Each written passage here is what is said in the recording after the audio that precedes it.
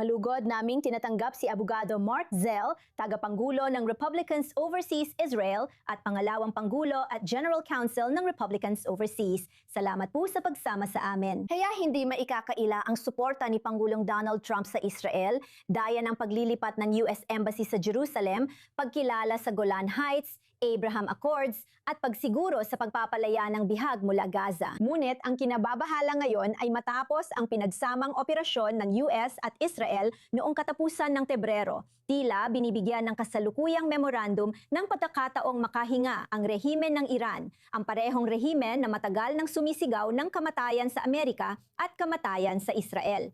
Ano po ang inyong mga pangamba? Una sa lahat, maraming salamat sa pag-imbita sa akin sa iyong programa, Benita. Isang malaking karangalan ito at lalo na para sa akin na makapagsalita sa sarili kong wika. Kadalasan ay nagbibigay ako ng panayam sa Hebrew kaya napakainam nito. Tingnan mo, sa tingin ko, kailangan nating simulan ang talakayan na yon sa nangyari kaninang umaga sa Jerusalem. Naroon si US Ambassador Mike Huckabee at ang kalihim ng ugnayang panlabas ng Israel, Gideon Saar. At magkasama sa ilalim ng pangangasiwa ng alkalde ng Jerusalem, Moshe Leon, isang kaibigan, pumirma sila ng isang napakahalagang kasunduan upang itatag ang pundasyon para sa isang permanenteng embahada ng US sa Jerusalem sa Hebron Road. Napakagandang lokasyon nito.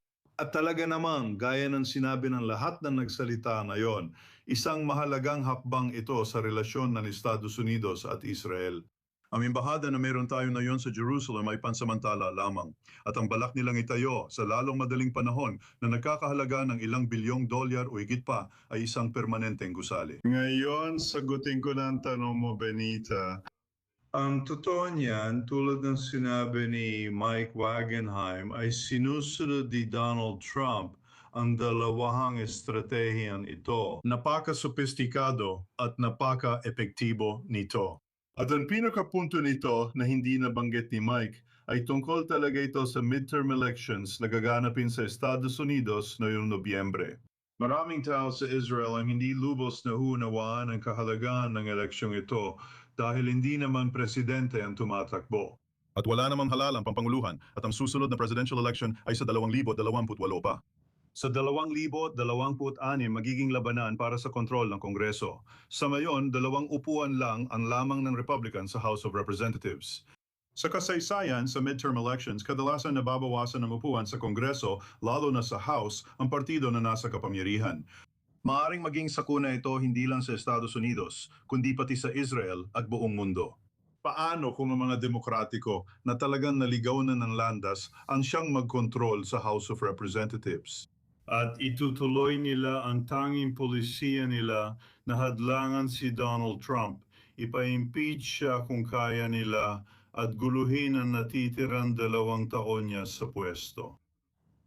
Pati na rin ang pagpupondo sa digmaan laban sa Iran. Iyan ang nakataya. At ang ginagawa ng Pangulo ay sinasabi sa mga Amerikano, pakinggan ninyo, gusto ko ng diplomasya. Hindi ako naghahanap ng digmaan. Gusto kong lutasin ang problema sa Iran. Hindi ito magiging panghuling kasunduan sa tingin ko, pero ang mangyayari ay tiyak na mapapalawig ang 60 araw na tigil putukan ng 120 araw at hanggang sa panahon ng eleksyon. Noong panahong yon, umaasa ang Pangulo na babangon ang ekonomiya ng Amerika sa kanyang pamumuno. Nagsisimula na itong bumuti at tumataas na rin ang stock exchange. At ang presyo ng langis at pagkain ay bumababa. Bumababa rin ang inflasyon. Iyan ang iniintindi at pinahahalagahan ng mga nagbabayad ng buwis at botanteng Amerikano. Tama? Hindi ang digmaan at iba pang mahalaga, kundi ang ginagawa niya. Sa tingin ko, mahusay siya, parang naglalakad sa ulan ng di nababasa. Sa isang banda, digmaan. Sa kabilang banda, diplomasya at matatag na ekonomiya. Marami pa ring mga alalahanin kung makarating ang pondo sa mga Iranian, kung ano ang magagawa nila dito, at kung ito ba ay mapupunta sa mga teroristang proxy nila na araw-araw na nagbabanta sa Israel. Mark, kung sabi mo naaapektuhan ng midterms ang susunod na hakbang ni Donald Trump at nagpapalipas lang ng oras ang mga Iranian, ano sa tingin mo ang dadawin ng US President pagkatapos ng Nobyembre? Una, kailangan nating umabot sa Nobyembre, Benita. Malaking bagay ito at tiwala ako sa kakayahan ni Donald Trump na mangampanya at kumbinsihin ang mga Amerikano. Epektibo siya. At saka, hawak niya lahat ng alas pagdating sa Iran. Alam mo, nabanggit mo ang tungkol sa pagkuha ng perang ito ng mga Iranian at kung ano ang gagawin nila rito. Sa tingin ko, tama ka talaga. Kung makuha nila ang perang ito, hindi nila ito gagamitin para tulungan ang kanilang mga tao. Gagamitin nila ito para tulungan ang mga proxy nila tulad ng Hezbollah, Hamas at pasensya na ang mga Houthis at para magdulot ng maraming problema sa Israel at Estados Unidos. Pero kung ipagpapatuloy pa rin nila ito, ipinakita na ni Donald Trump na kung patuloy silang lalabag sa Memorandum of Understanding. At kumilos ng may kayabangan laban sa presidente at sa Estados Unidos. Ang plano, inihanda at nagawa niya ay matinding pagtira sa kanila. Hindi pa ito umaabot sa hayagang digmaan. Sa tingin ko, ito ang mangyayari hanggang Nobyembre. Pagkatapos nito, posible na ang kahit ano. Pero kailangan muna nating hintayin ang Nobyembre bago magula tungkol dyan. Siguradong magkakausap pa tayo bago dumating ang panahong iyon. Salamat sa oras at pananaw mo. Mark Zell, salamat sa pagsama sa Rundown. Masaya akong kasama ka, Benita, at ang iyong mga manonood. Paalam, salamat.